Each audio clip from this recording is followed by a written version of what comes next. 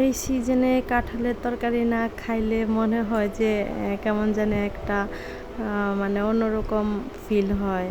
তো শেষ পর্যন্ত আমিও রান্না করে ফেললাম কাঁচা কাঁঠালের তরকারি।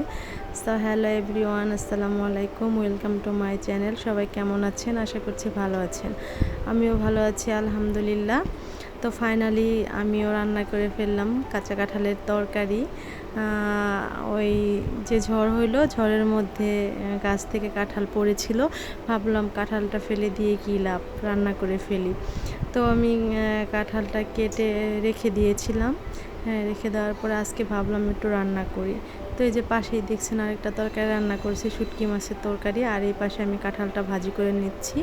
এখানে আমি হচ্ছে অল্প কিছু চর্বি সহ গরুর গোস্ত দিয়ে দিয়েছি, দিয়ে এটা ভাজা ভাজা করে নিব। আসলে ঝোল তরকারি এটা আমি খেতে চাচ্ছি না, আজকে আমি ভাজা ভাজাই করব।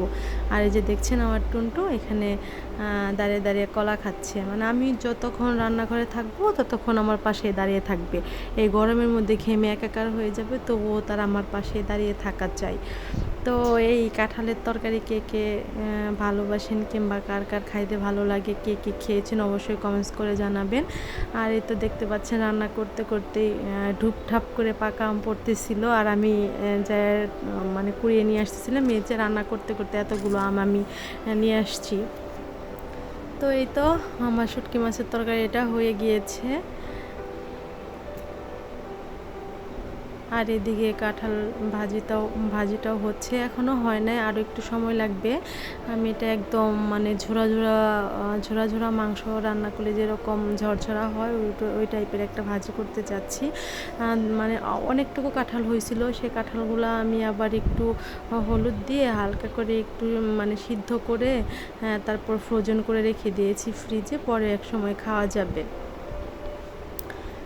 অনেক দিন পরে একটা মানে ব্লগ ভিডিও করলাম। প্লিজ আমার চ্যানেলটা সাবস্ক্রাইব করবেন, লাইক কমেন্ট শেয়ার করবেন। যারা এতক্ষণ কষ্ট করে ভিডিওটি দেখেছেন সবাইকে অসংখ্য ধন্যবাদ। এই তো আমার কাঁঠাল রান্নাটা কিন্তু এখন পুরোপুরি রেডি। কিন্তু ভিডিওটা আজকের মতো এখানেই শেষ করব। দেখা হবে নেক্সট কোনো ব্লগ ভিডিও নিয়ে। সে পর্যন্ত আল্লাহ হাফেজ।